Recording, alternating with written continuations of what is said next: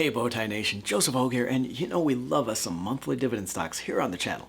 Most stocks only pay dividends every 3 months, but that's not how your bills work, so what better way to pay your monthly budget for Pop-Tarts than with these special dividend stocks that are going to put cash in your pocket every single month. Now I try to show you a little of how to invest in these each video, but it occurred to me that we've never done a complete monthly dividend stocks tutorial, a single video to help you find and invest in the best monthly dividend payers. And looking into these, you are going to see there's something special about these monthly dividend stocks, even beyond that consistent cash flow. These monthly payers go above and beyond in their commitment to shareholder cash return. Because they have that pledge to monthly dividends, management is laser focused on cost management and efficiency. You see less wasteful spending and fewer vanity projects at these companies than you do with others because that cash management is always top of mind. And it pays off in that dividend return. You get companies like Prospect Capital returning a cumulative $3.3 billion in dividends since its 2004 IPO, or investor favorite Realty Income, ticker O, which has paid its dividend every month for almost 30 years and increased that dividend for the last 115 consecutive months. I'll show you how monthly dividend stocks are different next, but I also want to personally invite you to get the Weekly Bowtie, our free weekly newsletter with all the stock market news, strategies, and trends you need to know. Each week before the market opens, I'll show you what I'm watching and the stocks that could highlight the week. Now, the most important point to realize about monthly dividend stocks is that these are mostly in just a few types of business models. Of the 60 monthly dividend payers and funds I follow, 37 are in just 3 types of businesses, and almost all the rest are exchange-traded funds. You see here, there are 17 real estate investment trusts and IMREITs, 8 master limited partnerships or MLPs, and 12 business development corporations, BDCs. The rest here are funds holding bonds, stocks, and other assets that pay monthly. I'll explain each of these, but they all share some common characteristics and risks that you need to know about. One is that most of the return from these stocks is going to be from that dividend. These companies get a special tax break if they return at least 90% of their income to investors through those dividends.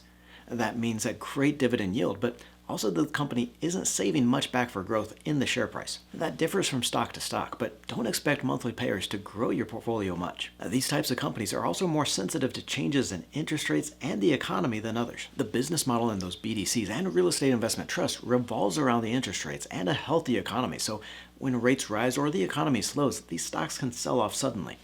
It's not a deal breaker for the stocks, but just something you need to know and be ready for a downturn in the market. A third here, more of a characteristic than a risk, is that you need to know how to analyze these because it is different from other stocks. For example, REITs and MLPs have so much depreciation that earnings is not a true measure of income.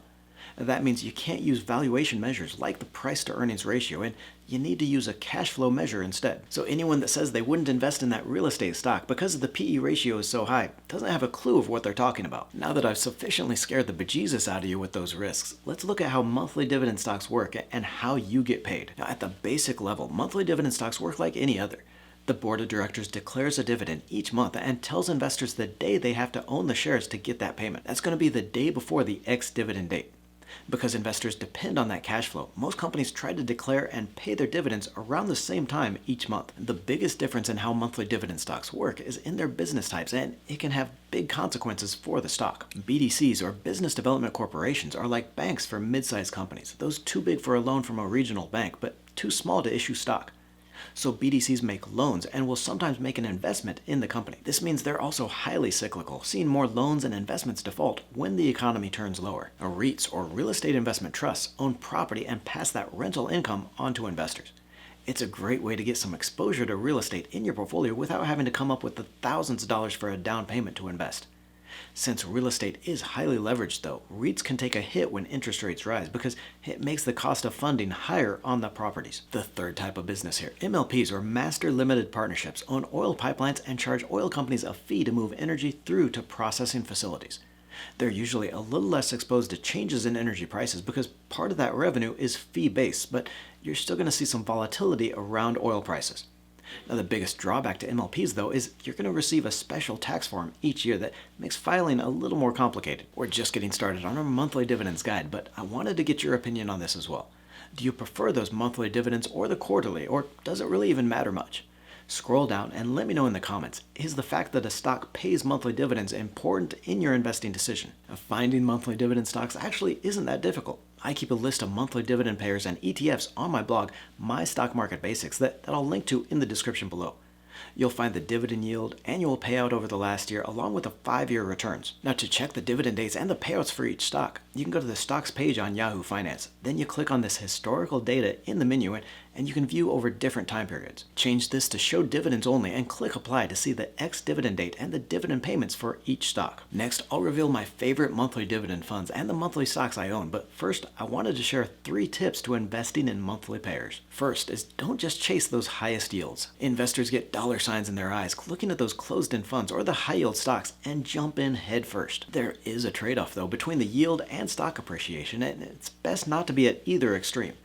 So in the dividend funds and stocks I'll share next, we'll strike a balance between collecting that cash flow and growing your portfolio. Related to this is make sure you check out the stock chart and dividend history for each stock. Too many high-yield stocks or monthly payers have destroyed more value than they created. Now it is common to see the prices fall a little on these monthly dividend stocks, especially if the stocks pay double-digit yields, but if that drop in price wipes out all the dividend yield you're collecting, then you're no better off than when you started. Finally here, invest in at least 1 or 2 monthly dividend funds like the ones I'll highlight next. Doing this is not only going to give you that monthly cash flow, but it's also going to help spread out your risk in those other types of businesses and dividend stocks beyond just the usual suspects like your BDCs, your MLPs, and your REITs. Now I want to highlight some of my favorite monthly dividend funds, and I know there's a few of you that just skipped right to this section. You know who you are.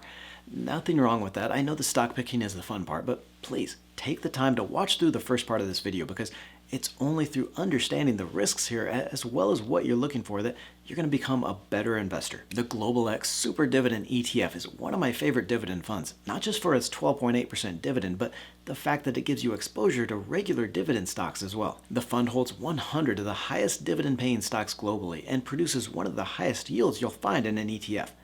The expense ratio is 0.6%, which is higher than most, but there's still a lot to like about this one. The fund is well diversified across different industries and internationally, and I especially like the exposure to stocks in other countries, which is something that most investors lack. Because a lot of those stocks are in cheaper international companies, the price to earnings ratio is just 10.3 times on average, about half the average for US stocks, so you get a good value play here as well as dividends. The Invesco S&P 500 High Dividend Low Volatility ETF, ticker SPHD, is another popular dividend fund for its lower risk and 3.6% yield. This is a great dividend stock ETF because it combines that search for the higher yields with a lower risk profile and the low volatility. The fund invests in 50 stocks of U.S. companies with high dividend yields that have historically been safer than others. It's a little more concentrated in a few sectors here, including real estate, utilities, financials, and staples, but those just tend to be the less volatile and economically sensitive ones. And I wanted to use these 2 monthly dividend funds as alternating options because it's a really interesting choice for investors. You can see in this 2-year chart here that while the SDIV pays a much higher dividend, the SPHD makes up for it in price return. Now the SDIV dividend fund is up 0.8%. Most of that return is from that annual 13% yield, which is pretty damn good by itself. The SPHD dividend fund, though, has actually produced a higher total return, with just a small portion of that being from the dividend. So it's really a question here of which is more important to you, a total return or that monthly cash flow, but both of these are solid dividend funds and are going to give you that exposure to dividend stocks outside the usual suspects of your BDCs, your REITs, and your MLPs. Here, I also wanted to share 2 monthly dividend funds that are a little different. First, the iShares Morningstar Multi-Asset Income Fund, ticker IYLD, with its 4% yield. Here, instead of investing directly in stocks or bonds, this fund is a fund of funds, so it holds 10 income funds across asset classes. So you see here, it's got high-yield bonds, international stocks, it invests in emerging market debt, as well as treasury bonds and real estate and preferred shares. The fund has a target of 60% in bonds, 20% in stocks, and 20% in alternative income investments.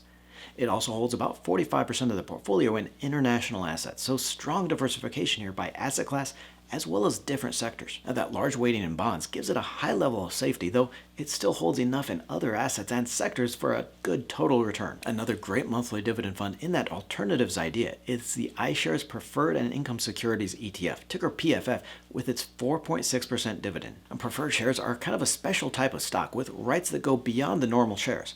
Preferred shares have a set dividend yield and a payment that must be paid before regular stockholders get any of their dividends. These investments usually offer a much higher dividend as well. For example, Bank of America issues preferred shares paying between 6 to 7% dividends, while its common stock pays a dividend yield under 3%. Best of all, though, is that preferred shares enjoy some of the growth benefits of regular stock.